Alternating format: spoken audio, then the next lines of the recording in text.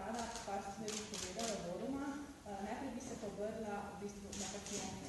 To je v bistvu zakon, ki, kot smo že večkrat povedali, ureja medsebojna razmerja med pacijenti in izvajalci zdravstvenih storitev. Ta novela prinaša kar nekaj novosti.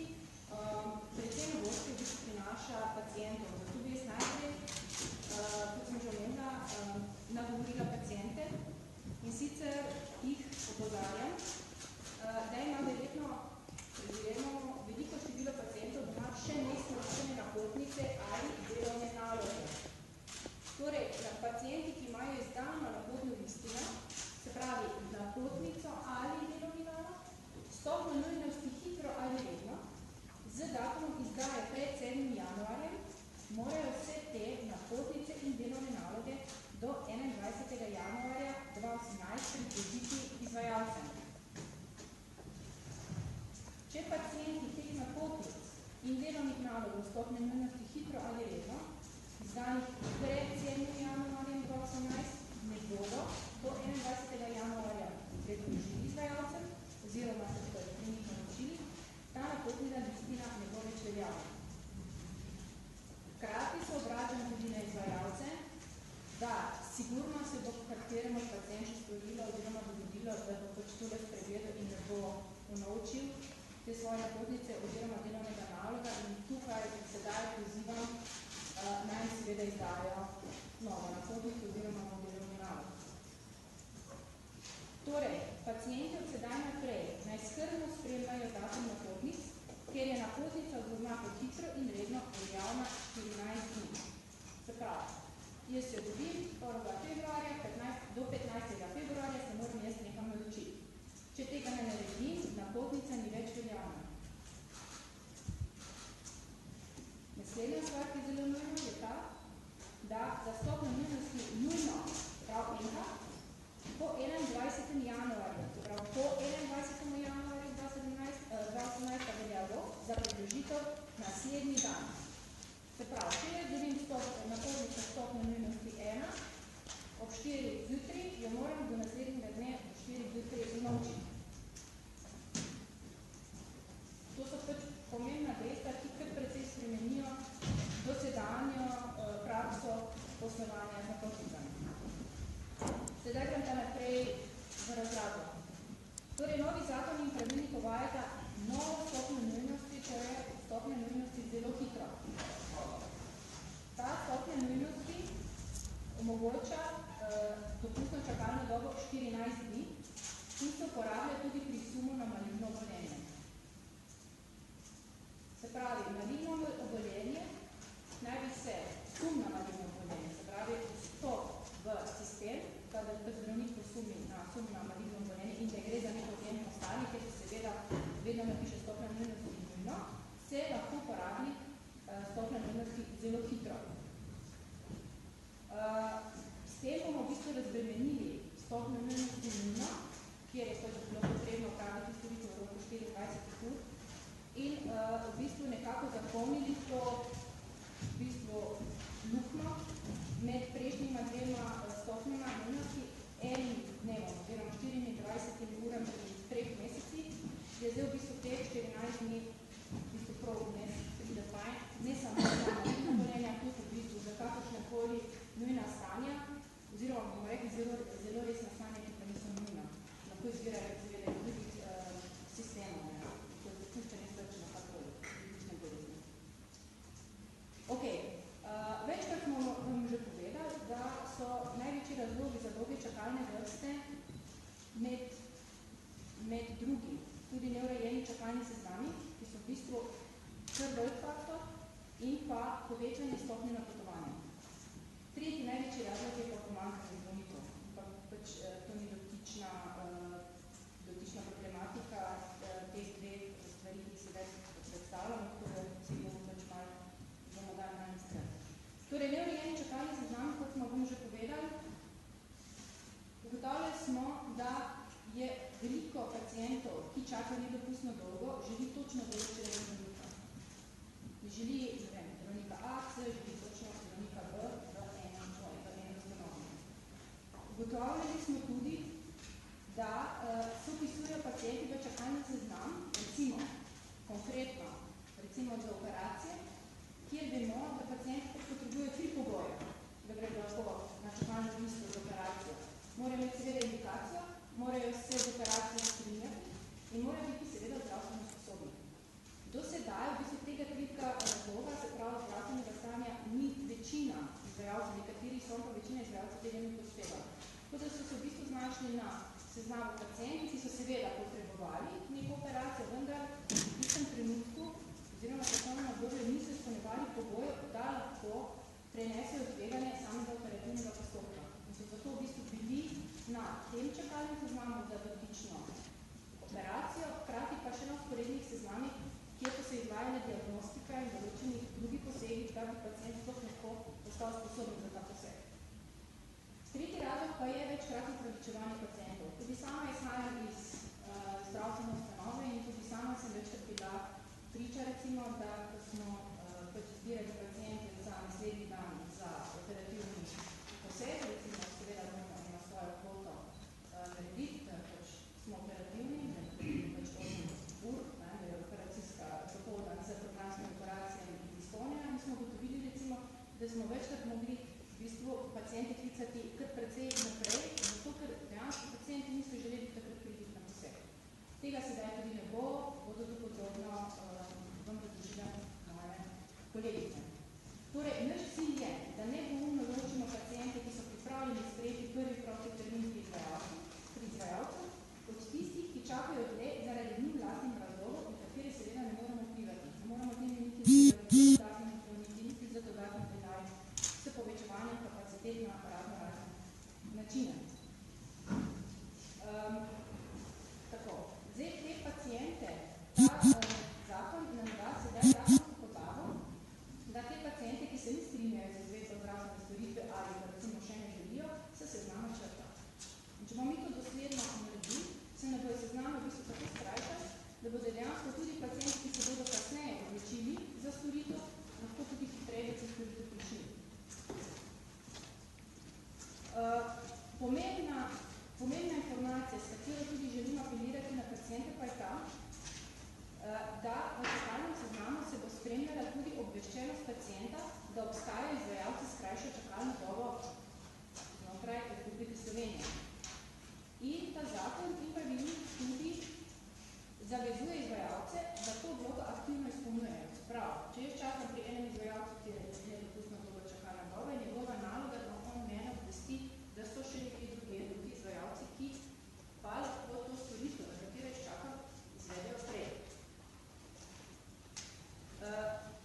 Dejstvo je, recimo, če pogledamo na čas 1.12.2017, vidimo, da v Republiki Sloveniji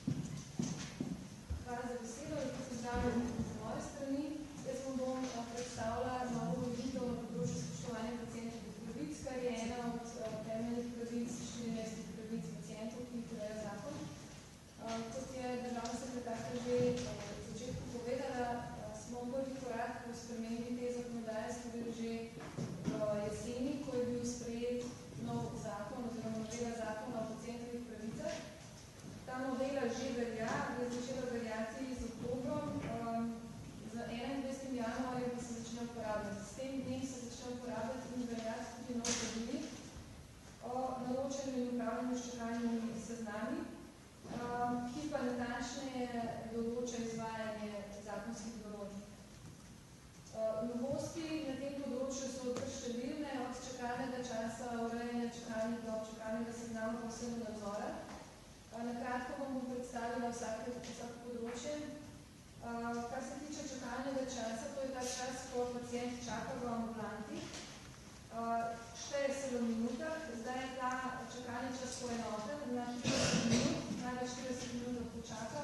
Po veljavni ureditvi je bil ta čas 20 minut na primarju in pa 60 minut na sekundarju in terciarju.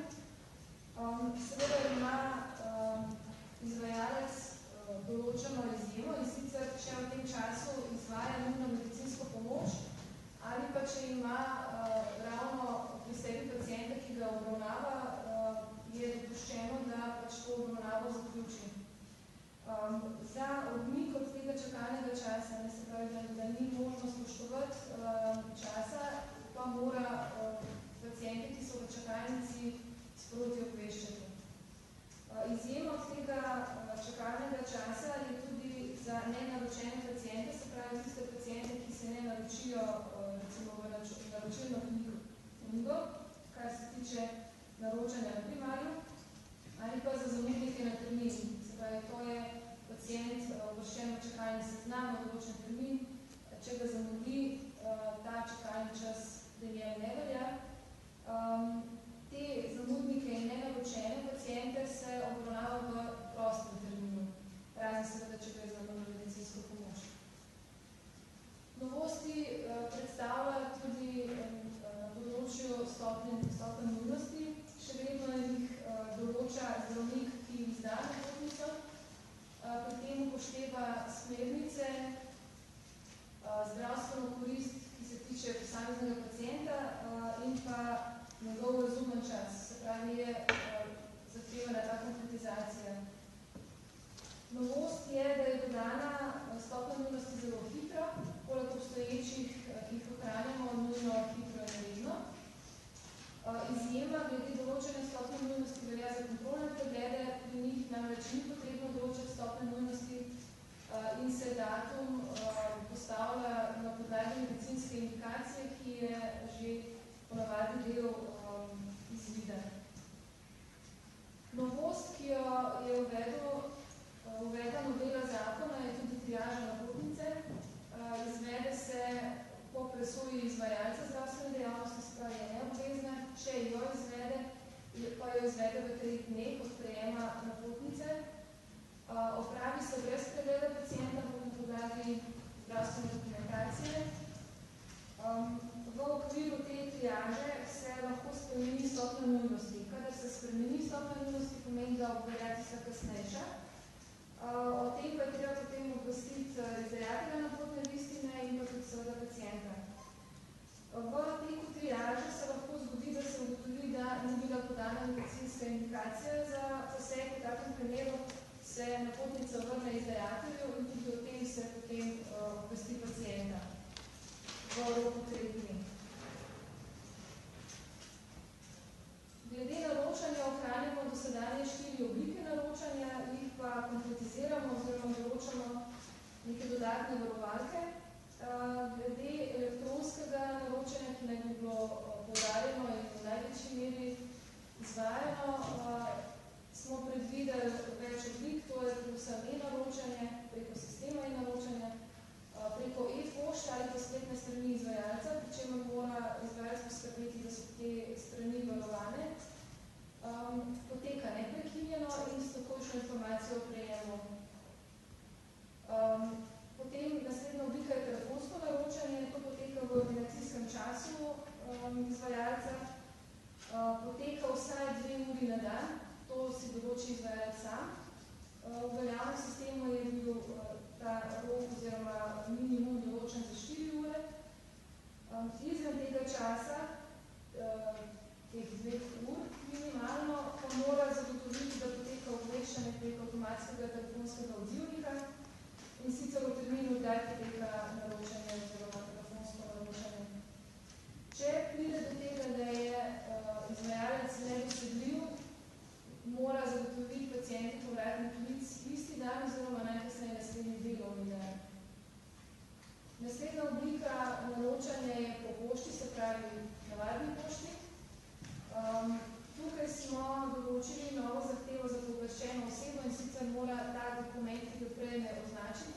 torej številko in datirati, se pravi, da je razviden čas in datum prejema.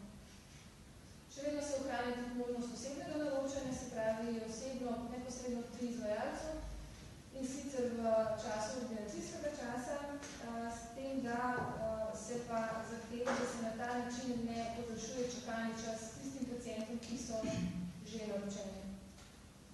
Pomembna novost je tudi določitev oziroma zagotovitev neke enotne točke za telefonsko in osebno naročanje. To je zaveza za izvajalca in sicer mora tako točko uvesti, zdaj govori za sekundarno raven, kadar ima več kot 10 enot, poteka to naročanje v ordinacijskem času in sicer v času tiste od enot, ki ima najdaljši ordinacijski čas, tako da je zagotovljena čim širša dosegljivost za pacienta. Na terciarni ravni se pa taka točka zagotovi na ravni klinike, kliničnega oddelka oziroma kliničnega inštituta. Ena točka.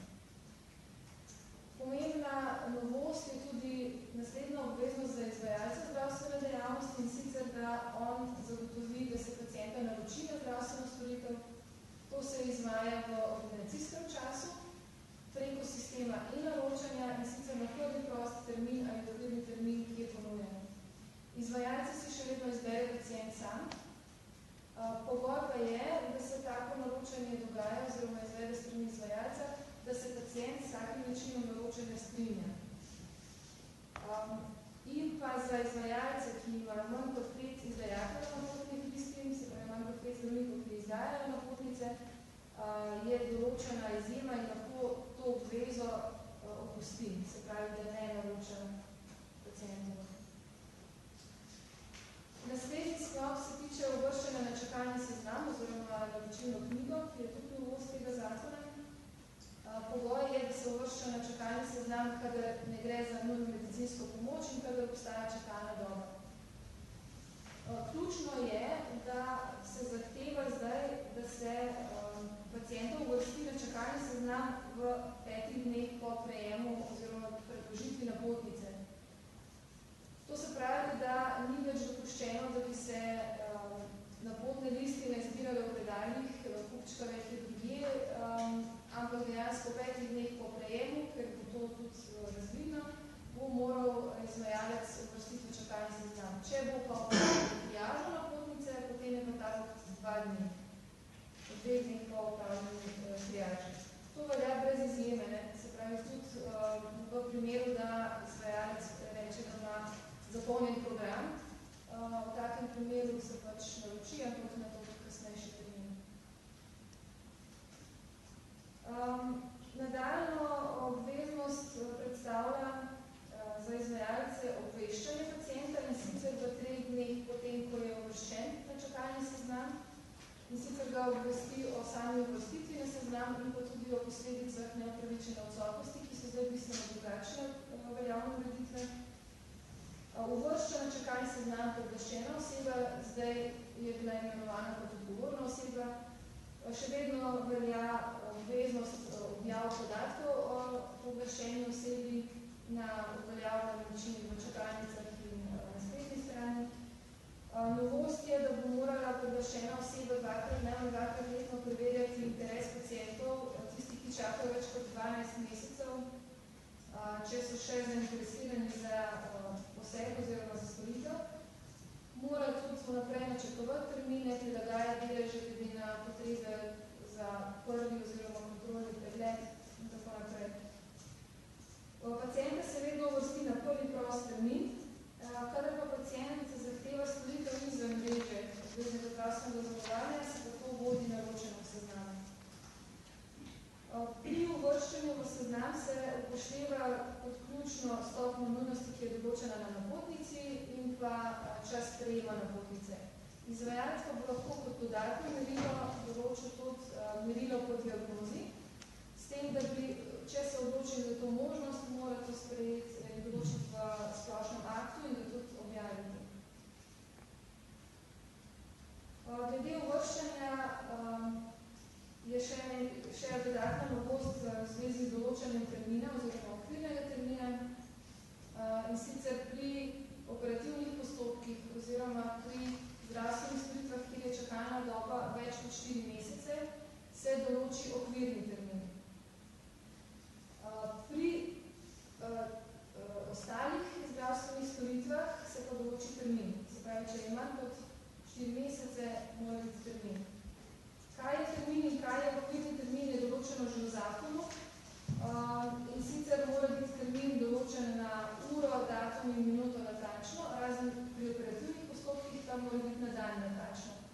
Pri okvirnih terminih pa mora biti določen na mesec natančno, razen pri operativnih posegih, kjer mora biti določen na 3 mesece natančno. Potem, ko je okvirni termin določen, kadar je pa pacient upravičen do določitve termine in sicer najkasneje 30. dan pri operativnih postopkih oziroma 90. dan za ostale prostore storitve. Novost zakona je tudi naročilna knjiga in sicer jo imajo izbrani osebni zdravniki splošne medicine, ginekologi in pa pediatri. Tukaj bi poudarila, da zobozdravnik vodi čakalni seznam. Ima sicer poenostavljen manjši nabor podatkov, vendar nimajo naročilne knjige, ampak čakalni seznam. Na naročilno knjigo se uvrščajo oziroma vodijo tudi termini za preventivne preglede. Ta naročilna knjiga je še vedno elektronska, je pa poenostavljena, je lažje zavoditi tudi manjši obseg podatkov ima. Potem bi izpostavila še dva sklopa v okviru uvrščanja in sicer to je nadomestni termin. To pride upoštev, kada pacient, ko se ga uvršča v čakalni seznam, izrazi željo, da mu tisti ponujeni termin ne ustreza in da bi želel nekega drugega. Ta drug termin je lahko v največ 90 dneh od prvo ponujenega termina, se pravi nekasneje. To možnost lahko izkoristi samo enkrat pri tem izvajalcu in sicer za stopnjo nujnosti hitro ali redno. Če izbere tako možnost, se pravi uveljavi pravico do nadomestnega termina, se to v čakalnem seznamu označi. Če se s tem ponujenim, se pravi nadomestnim terminom ne strinja pacient, se potem takega pacienta ne uvrsti v čakalni seznam. Pomembna novost, pa tudi predvsem orodje za izvajalce, pa je področje prenaročanja, ki je do zdaj precej dolgo in neživljenjsko urejeno, kjer se je dosledno moralo spoštovati vrstni red pacientov. No, v tej zvezi se zdaj v pravilniku določa način prenaročanja oziroma kaj lahko naredi izvajalec, potem ko se mu sprosti iz kateregakoli razloga nek termin ali pa dobi dodatne nove termine. V takem primeru na ta sproščen termin ali nov termin najprej uvrsti pacienta, ki se je upravičil v skladu s pravili. Če takega pacienta ni, potem uvrsti prvega naslednjega, ki se naroča prek sistema e-naročanja. Če tudi takega pacienta ni, potem lahko izvajalec pokliče pacienta, ki je že uvrščen na čakalni seznam in se strinja s tem, da se ga prenaroči na ta bližnji termin. Pri tem je treba upoštevati seveda stopnjo nujnosti, če je takih več. Če pa je tudi takih več, potem se pa gleda, kateri od pacientov je čakal dlje, se pravi, kakšna je njegova pretečena čakalna doba. In še glede stika s pacientom, ta je po zakonu zdaj obvezen. Pogoj pa je, da se zagotavlja ta stik s pacientom, če pacient predhodno sporoči podatke. Se pravi, če izvajalec nima podatkov, nima možnosti biti obveščen. Pacient pa mora sporočiti e-naslov ali telefonsko številko, oziroma to mora že biti del zdravstvene dokumentacije, potem se ga lahko obvešča. Ko se obvešča, to obvestilo ne sme vsebovati nobenih podatkov o zdravstvenem stanju ali pa o zdravstveni storitvi z namenom varovanja osebnih podatkov pacientov. Rok za obveščanje oziroma za vzpostavitev stika s pacientom, ker to je nek opomnik pacienta na storitev, je pa vsaj 10 dni pred terminom. To sovpada s tistimi 10 dnevi, ko se pacient še lahko upraviči, brez pač tistih izjemnih okoliščin. Potem, ko se, oziroma ob tem, ko se pacienta seznanja, ga pa je treba tudi obvestiti oziroma opozoriti na posledice, če bo neupravičeno izostal od termina. Posledice so namreč kar hude in sicer se ga pacienta črta iz čakalnega seznama, tudi napotnica mu preneha veljati in določen je tudi moratorij 3 mesece na uvrstitev na isti čakalni seznam. Se pravi, pri tem izvajalcu se 3 mesece potem še ne sme uvrstiti, obstaja pa izjema od tega in sicer, če izvajalec ugotovi, da bi to tak moratorij za pacienta pomenil tveganje za njegovo zdravstveno stanje, da bi ogrožal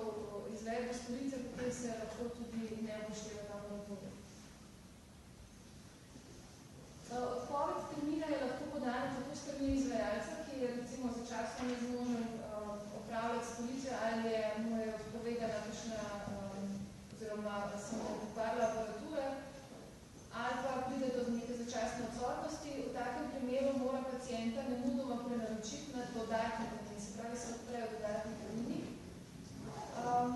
Pri tem mora upoštevati stopnjo nujnosti in o tem seveda obvestiti pacienta v 3 dneh. Pravilnik pa določa tudi te objektivne razloge, iz katerih lahko pacient odpove termin tudi znotraj tistih 10 dni pred terminom. Razlogi so določeni in sicer so vezani na zdravstveno stanje pacienta oziroma njegovega ožjega družinskega člana. Se pravi, če gre za neko nepričakovano hospitalizacijo, nepričakovano bolezen ali poškodbo, kar mu vse to onemogoča prihod na zdravstveno storitev ali pa pač izvedbo zdravstvene storitve. In pa seveda smrt ožjega družinskega člana, to so opravičljivi razlogi. V takem primeru se pacienta naroči na prvi prost termin, pri čemer se upošteva stopnja nujnosti. Če je bil razlog za odpoved, recimo hospitalizacije, se seveda tudi to upošteva pri določenju tega prvega prostega termina. S pravilnikom se tudi na novo določa najdaljša dopustna čakalna doba. Sprememba je predvsem pri tej dodatni stopnji nujnosti sicer zelo hitro, kjer je določen rok 14 dni. Posebej je določena obveznost izvajalca, kaj storiti v primeru, če pri njem se presega najdaljša dopustna čakalna doba. V takem primeru mora izvajalec ponuditi drugega izvajalca v mreži, ne izmed mreže, ampak mora biti ta drug izvajalec v mreži, v javni mreži in imeti dopustno čakalno dobo. Če takega izvajalca ni, mora pa pacienta seznaniti z možnostjo čezmejnega zdravstvenega varstva in sicer preko podatka o kontaktni točki na Zavodu za zdravstveno zavarovanje Slovenije.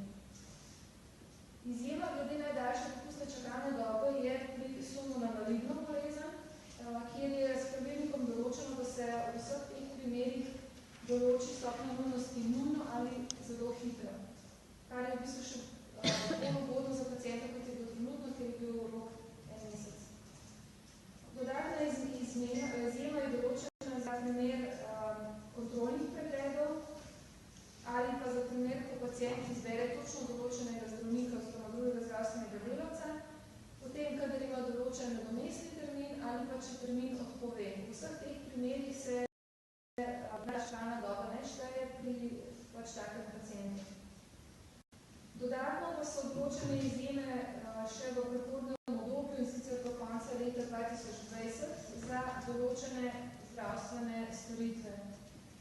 6 mesecev pri začetku ortodontskega zdravljenja in pri izdelavi protetičnih nadomestov, pri ortopedskih operacijah, operacijah krčnih žil ter oralno in maksilofacialni kirurgiji in pa tudi pri prvem pregledu za revmatologijo je pa ta 12 mesecev.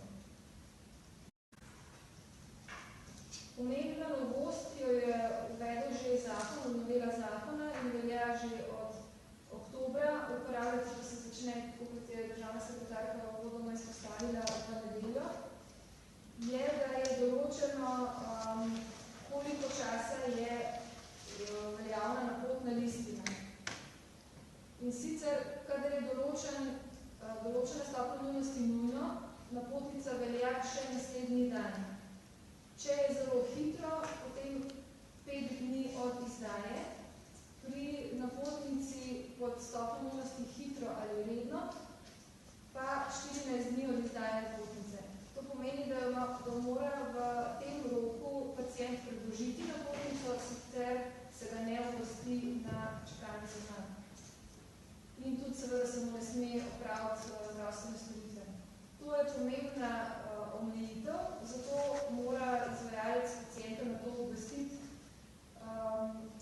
ob izdaji napotne listine. Če pa pride do teh posledic, je pa treba pacienta dodatno obvestiti v 2 dneh. Kadar pacient je že uvrščen v nek čakalni seznam, potem zgolj spremeni izvajalca, je pa namesto tistih zgodnih rokov določen rok 3 dni. Dodala bi še en rok, ki velja za izdajo izvida. Se pravi, kdaj je pacient upravičen, da prejme izvid in sicer je po zakonu, da je to nov rok takoj oziroma najkasneje v 7 dneh, to se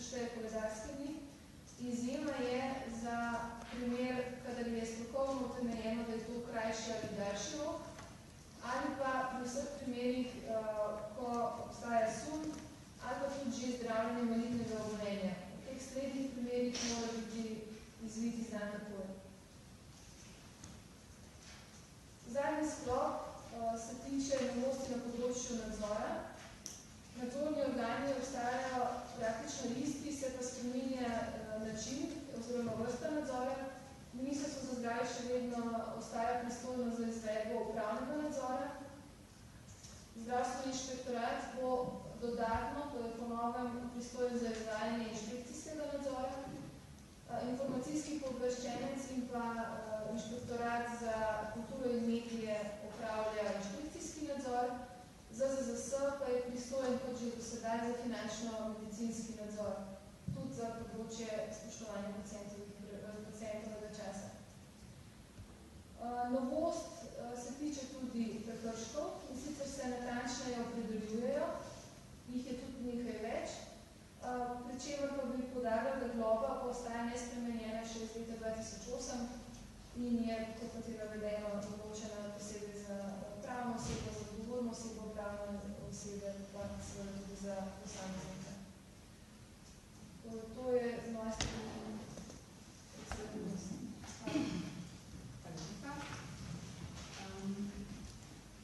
Za omizjem sem že napovedala, je z nami tudi direktor Splošne bolnišnice Izola, Radivoj Mladin, pa bi morda njemu predala besedo, da pove, kako se je ta bolnišnica lotila urejanja čakalnih seznamov oziroma naročanja. In v tem širšem kontekstu še nekaj drugih ukrepov.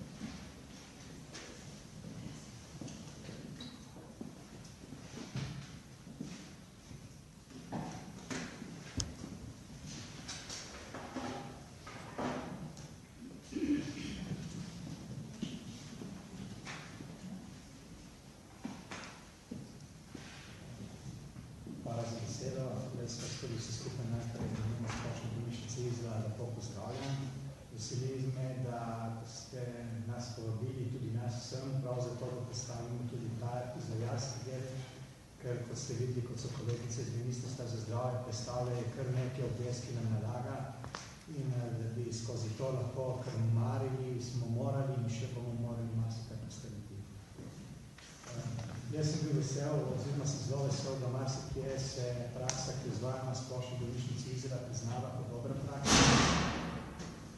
Se moram povedati, da je že kar nekaj časa prvi načrti za ta preboj in ta razvoj so začeli že pred 5 leti.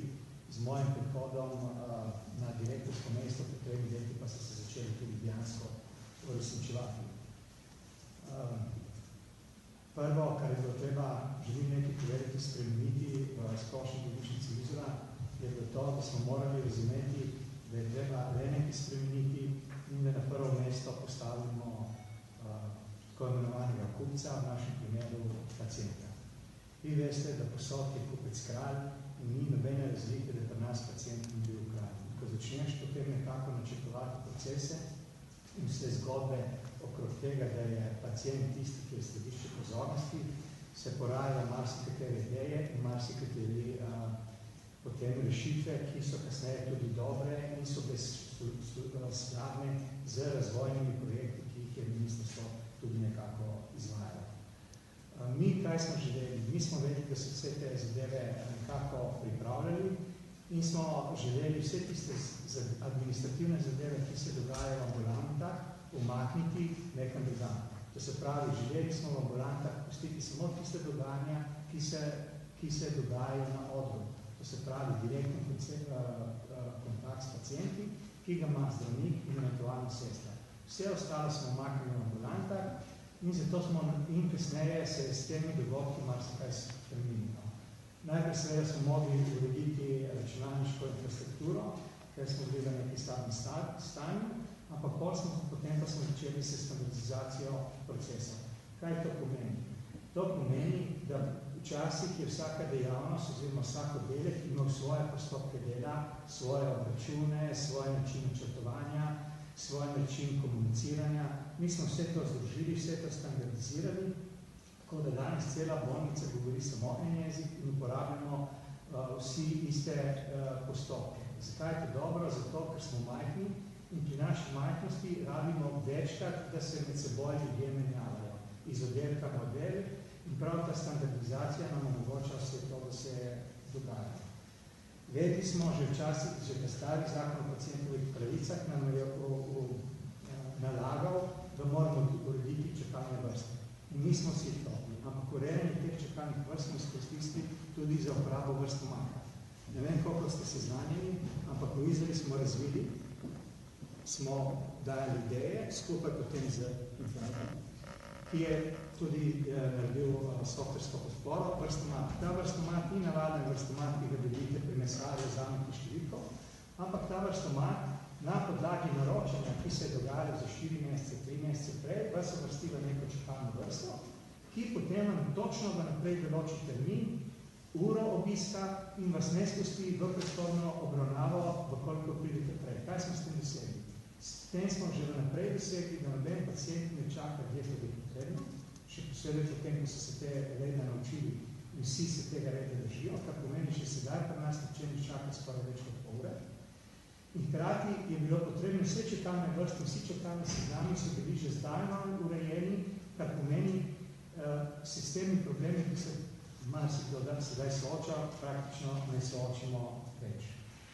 Seveda, ko smo urejali to zadevo, da smo rekli, maknemo vse, kar je nepotrebno, da se dogaja na odru iz oda, vse iz ambulanti, smo mogli najprej makniti zdravstveno administracijo, smo standardizirali postopke in smo začeli postopno umikati tudi naročenje, kar pomeni, kar nekaj sester smo vzeli tudi iz procesov, ker smo ugotovili, da za drugačnimi procesnimi oblike ni potrebno tako število sester. Vse te sestre, ki so včasih, recimo sestre internistike, lahko naročila samo internistiko in tako naprej, kirurgije, smo standardizirali postopke, tako da danes lahko vsaka sestra naroča bilo katero dejavnost. In to nam je omogočila kasneje, da smo odprli center naročanja, kar pomeni vsak pacient, ki v naši bolnišnici ali pa kjer ljudje želi, da se fizično naroči, pride do centra naročanja, ker opravi fizično naročenje, oziroma smo še odprli kontaktni center, oziroma tako imenovani call center, kjer je zaposleno non-stop 8 zdravstvenih oziroma diplomirnih medicinskih sester, ki ob triaži tudi enostavno vam da vse podatke, vse, kar je potrebno za izvedbo tega naročenja in hkrati tudi vas postavim, da vam dodeli čakalno vrsto in vse kontakte, ki je potrebno. To se pravi, skozi naše procese smo že zdavnaj naredili vse tisto, kar se danes mogoče od nas zahteva, samo določeno malenkosti bomo uredili in jaz mislim, da že sedaj lahko vidite, če vas bo zanimalo, pa lahko pridete tudi k nam dejansko pogledati, kako to zanima, kako to deluje. Problem, ki tukaj nastaja, je eden, ki pa po mojem mišljenju mojih kolegov, je ta, da bi morali nekako tudi zaračunati neprihod pacientov. Zakaj to govori? Ko urediš ti čakalne vrste, ko ni več čakanja pri zdravniku pred ambulanto, pomeni, če 2 zaporedna pacienta ne bodo prišla, da zdravnik v pol ure ne bo nekaj počel. Posledica vsega tega je, da bo manj procesiranih pacientov, in nekako ta praksa se bo tako drugače še ponavljala v prihodnosti, tako da učinkovitost se bo tudi našla lahko zaradi tega poslabšala. Jaz sem tu povedal načeloma te procese, ki smo izvedli. Z mano je pa še vodja informatike v naši splošni bolnišnici Marko Markižič. In zato sem da vam še predstavil par detajlov, ki smo mogoče bolj zanimali prav pri tem procesu naročanja, da bi lahko potekalo in potekalo, kako bi potrebno. Marko,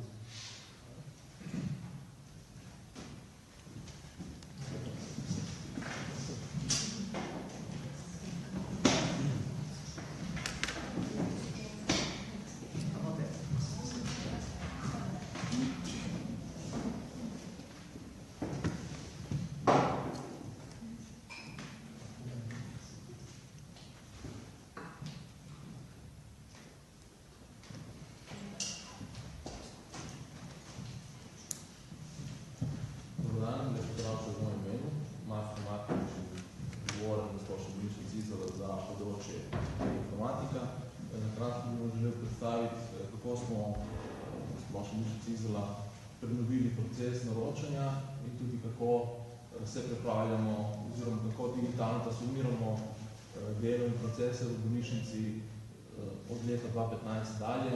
To so vse projekti, ki so zastavili z za rokom trajanja 5 let, torej prenavljamo procese 2015-2020.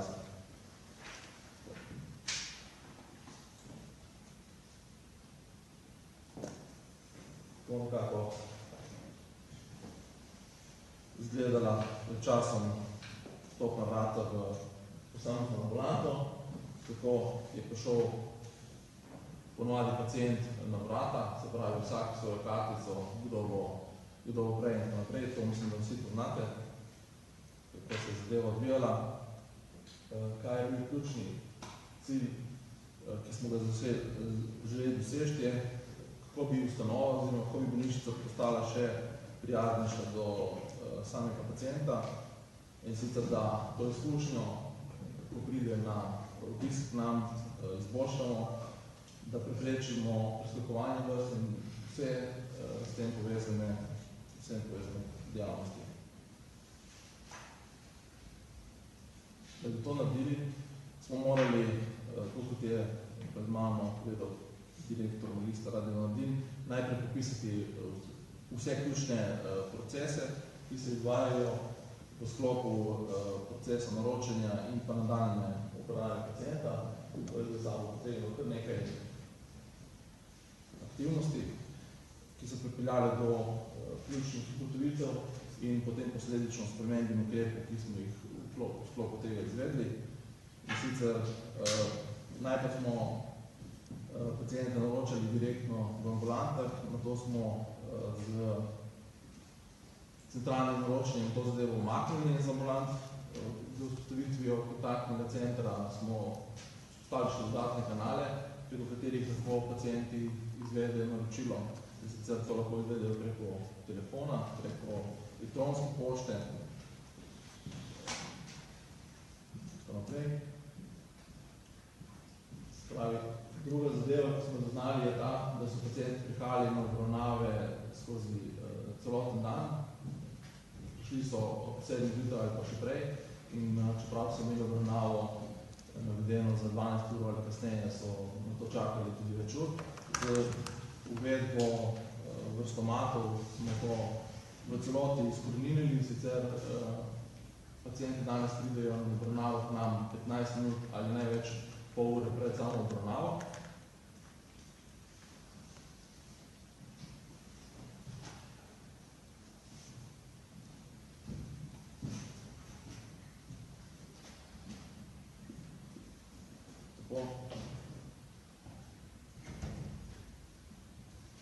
Nakratko, kako izgledajo poti vnosa posameznih parametrov v informacijski sistem.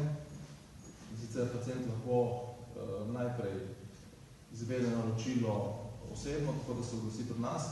Drugič, kot sem povedal, lahko po telefonu s pomočjo kontaktnega centra in z osebjem, ki je tam prisotno 4 ure dnevno, po elektronski pošti, po navadni pošti in prav tako po sistemu e-naročenja, spravi preko spleta.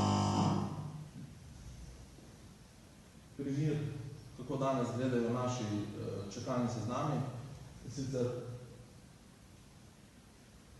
čakalne sezname lahko grupiramo, lahko jih filtriramo po raznih parametrih, od datuma opisa do stopnje nujnosti in tako naprej. To so vse informacije, ki jih je treba ob naročanju vnesti in služijo za nadaljnjo obravnavo kateregakoli pacienta in za katerokoli aktivnost.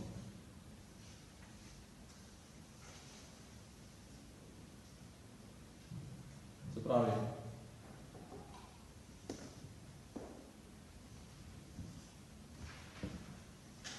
kako smo prišli po korakih iz čakalne vrste do samega naročila, tako da se najprej iz čakalne vrste po zaporednem vrste redu dodeljuje termin, glede na kriterije, ki sem jih prej opisal.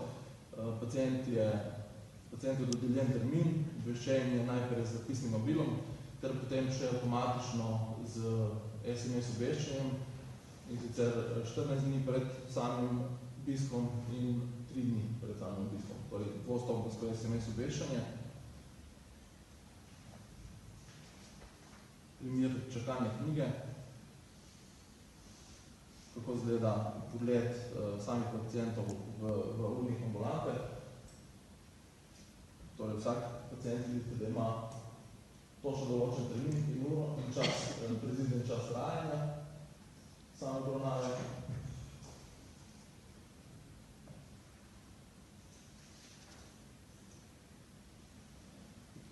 Se pravi, to vse skupaj ne bi bilo mogoče, koliko ne bi zagotovili doslednjega pravilnega vpisovanja, se pravi, da skrbimo za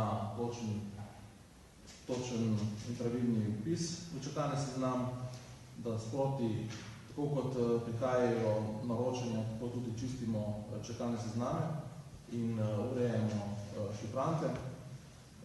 Podlaga za nadaljne aktivnosti so urniki, pravi, da urnike sprotno urejamo in prilagajamo glede na obremenitev, ki jo zaznamo v centru naročanja.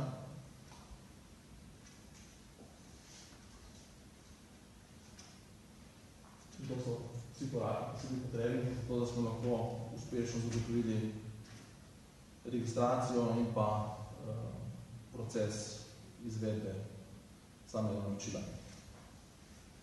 Ko sem že povedal predhodno, smo v podjetju splošno da zaznali prehod na novo platformo, in sicer temu pravimo digitalna transformacija, ki bo potekala v več fazah.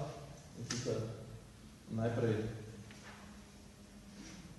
nekaj za arhiv, kako smo včasih bili navajeni delati. Danes v splošni bolnišnici Izola ne poznamo več kartona v fizični obliki, tako zvani elektronski zapis pacienta je v elektronski obliki in ni več nobene potrebe po iskanju po arhivih kateregakoli zapisa. In enako zgodba se je ponovila pri čakanju pred ambulantami. Ne zaznavamo več gužve pred samo ambulanto, da se je ta obisk se razporedil čez celoten dan, čez celotno trajanje izvajanja posameznih aktivnosti.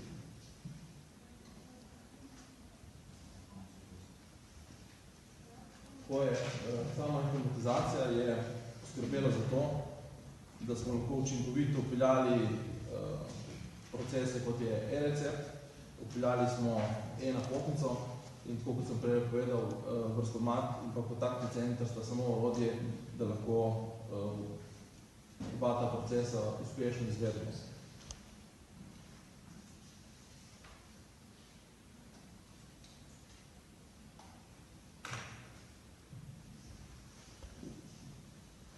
Kam želimo do leta 2020, in sicer tukaj smo se postavili nekaj zelo optimističnih ciljev, kam želi splošna bolnišnica prideti s pomočjo prenove informacijskega sistema.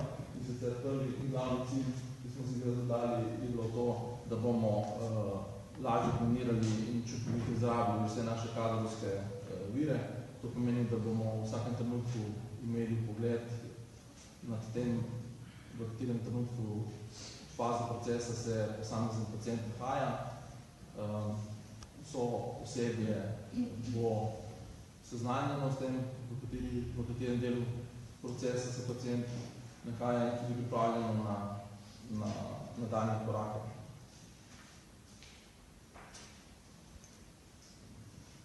Optimizacija storitev za pacienta, to pomeni, da bomo pacienta postavili v središče, ga obveščali še bolj kot danes, še bolj sprotno, bolj ažurno, nudili vse možne informacije z vseh informacijskih kanalov, se pravi od socialnih mrežij do aplikacij, ki bojo specializirano aplicirane za pacienta in bojo nudile vse povratne informacije na enem mestu.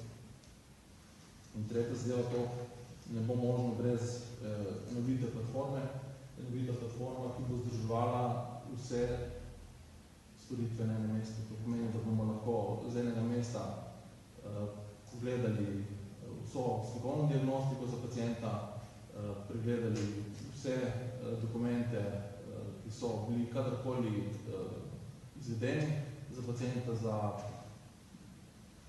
spravi vso zgodovino pacienta na enem mestu in to z enim klikom, brez kakšnekoli dvajanja informacij in prenašanja v druge sisteme. Hvala lepa. In na zadnji bi lepo prosila, če samo še toliko požitosti, da ministro konference izpeljemo in pride do besede še za stvar zakonovnic oziroma zastopnica pacientov pravic. Torej, najprej prijazen pozdrav vsem skupaj. Vsem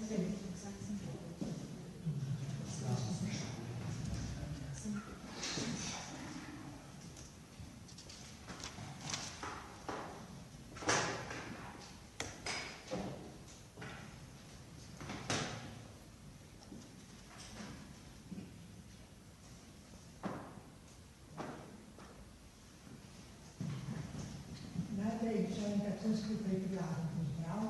Jaz sem pač ena od 13 zastopnikov pacientovih pravic, imam sedež v Ljubljani, pokrivam pa vso Slovenijo. Jaz bi rekla, mislim, če potreba, ker ni regionalnih mnenja.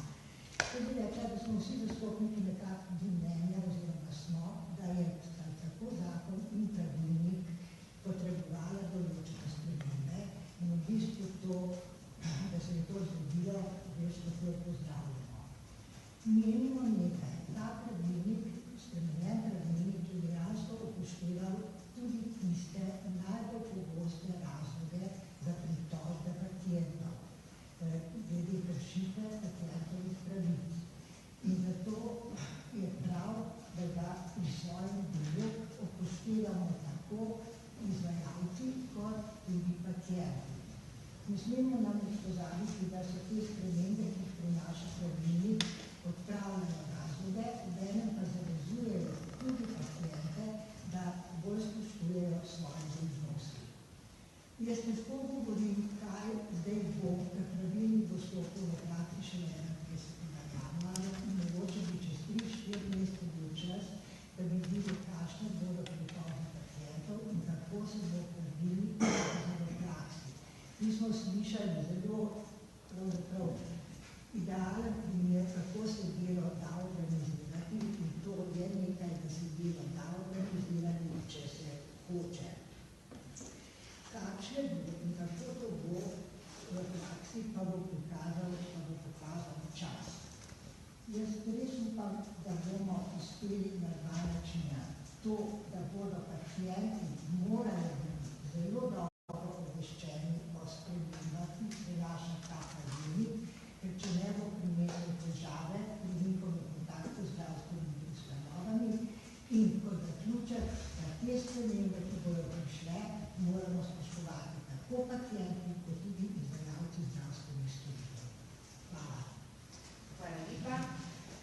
No, toliko smo si mi vzeli malo več časa, zato da smo vam podrobno predstavili pravilnik in nekatere podatke iz novele zakona o pacientovih pravicah. Prosim pa za vaše vprašanje. Me zanima, kakšna ocena, koliko naj bi to skrajšalo čakalne vrste v praksi? Je kakšna ocena, koliko bolj naj bi bilo recimo čez 4 mesece ali pa v konci palične vrste?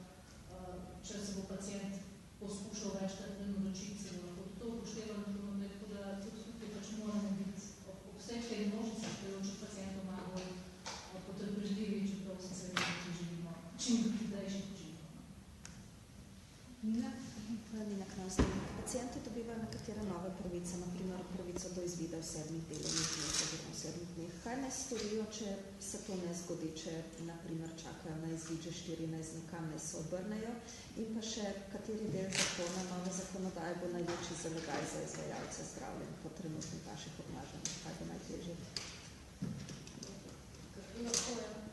V takem primeru govorimo o kršitvi pacientove pravice in to pomeni, da se uveljavljajo postopki, ki jih predvideva zakon o pacientovih pravicah. To je pomoč zastopnika pacientovih pravic, to je možnost prve obravnave pri izvajalcu zdravstvene dejavnosti, možnost neposrednega reševanja takoj ob kršitvi, seveda so pa potem možnosti tudi prijave na nadzorne organe. To pa so vsi tisti, ki sem jih prej navedla, ministrstva, inšpektoratov, ZZS.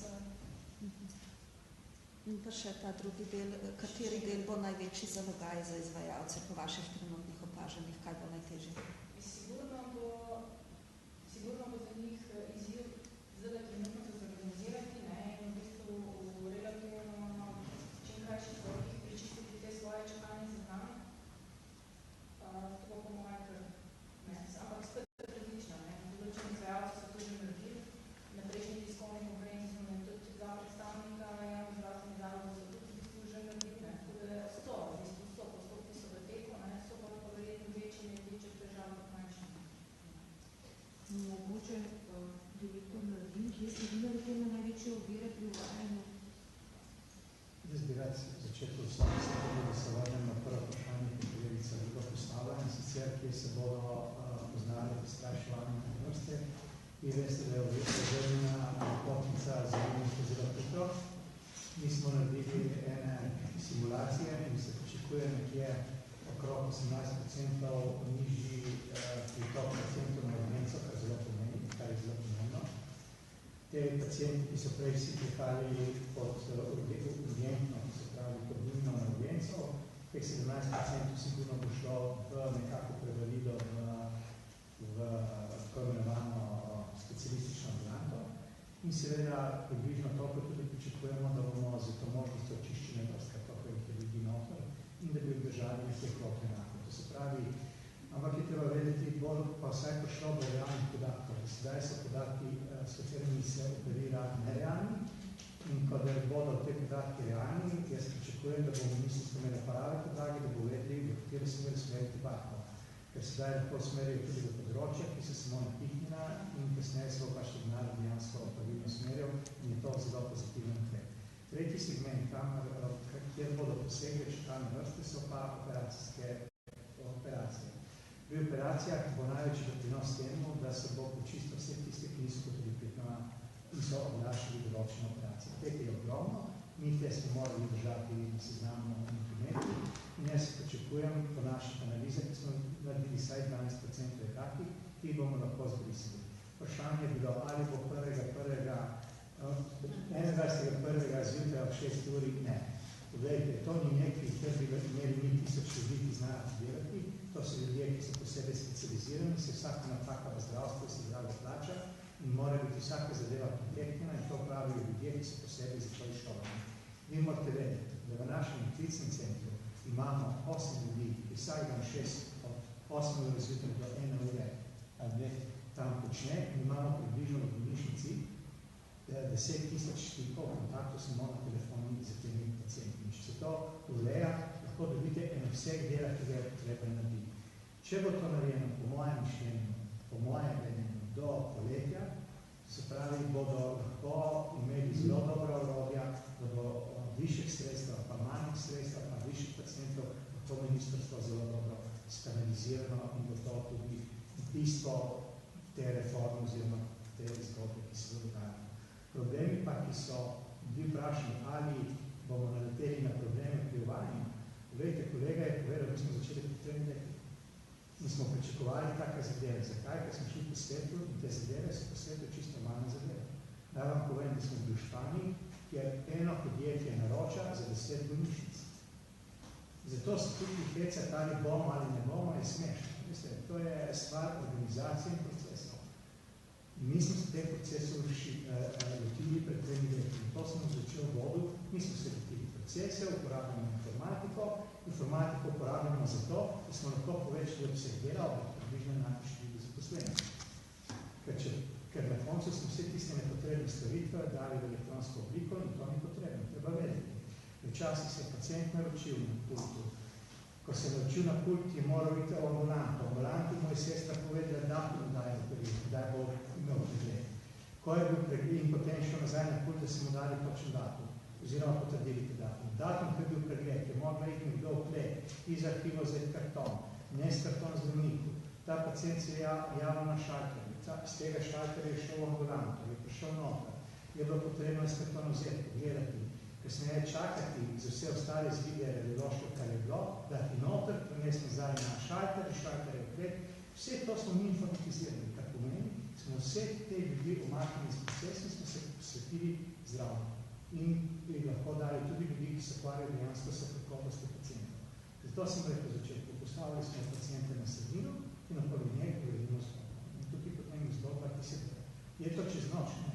Mi smo uporabili radi 3 leta, da smo prišli do tega rezultata, ki smo danes. In ocenjujemo, kot je kolega rekel, še približno 3 leta, da bo zadeva res tekla tako, kot je potrebno. Ni pa potrebno, da dosti rezultiramo, samo da primerjamo, ker so to organizirali in se te zadeva gre. In ministrstvo na tem področju gre v pravo smer. Po mojem še prekrasno in predkrvala v grozno. Ali je ta možnost v Sloveniji, da so na čakalnem seznamu uvrščeni mrtvi pacienti? Mislim, v eni od bolnišnic je bilo to kar pogost problem, ne? Zdaj, sistem e-naročanja je že povezan s socialnim registrom prebivalstva in avtomatsko odpoveduje termine za naročilo pacientov, v katere se dobi podatek, da je umrl, seveda mora pa zato izvajalec biti povezan s tem čakalnim seznamom, da seveda lahko te podatke izvaja. Ne more začakati pri 2 približnih podatkih. Z isto napotnico, pač napotnica takoj, ko se izvede neko naročilo, prejde v status, da je nekaj upisano, da pomeni, da se ne more pisati naprej. Pacienti seveda poskušajo s potrdilom o izdaji in napotnici jih pošiljajo na več naslovov, vendar pa velja tisti, ki prvi upiše pacienta, tisti je to napotnica rezervirana za sebe. Pa če dobiš 2 napotnici? Potem se seveda lahko upiše čakalnem seznamu, to je res. Ampak seveda zakon tudi te dejansko take prepoveduje, kar pomeni, da bomo tudi take primere lahko zaznali. Če si na isto storitev pri več izvajalcih naročen naenkrat, to je napisano pač naslednje